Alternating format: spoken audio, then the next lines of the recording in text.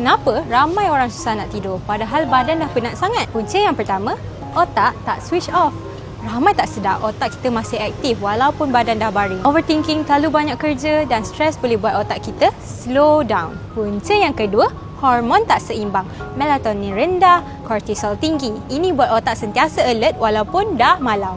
Punca yang ketiga, terlalu banyak skrin sebelum tidur. Cahaya biru daripada phone dan laptop kelirukan otak, buat otak fikir masih siang. Sebab tu, bila makin scroll, makin susah nak lelap, betul tak?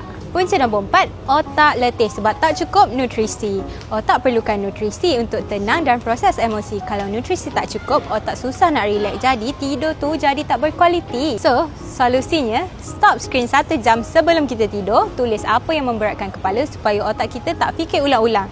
Yang kedua, kita lakukan deep breathing 1 minit. Okay? And then yang ketiga, jaga nutrisi otak supaya otak kita lebih stabil, lebih tenang, lebih mudah lelap.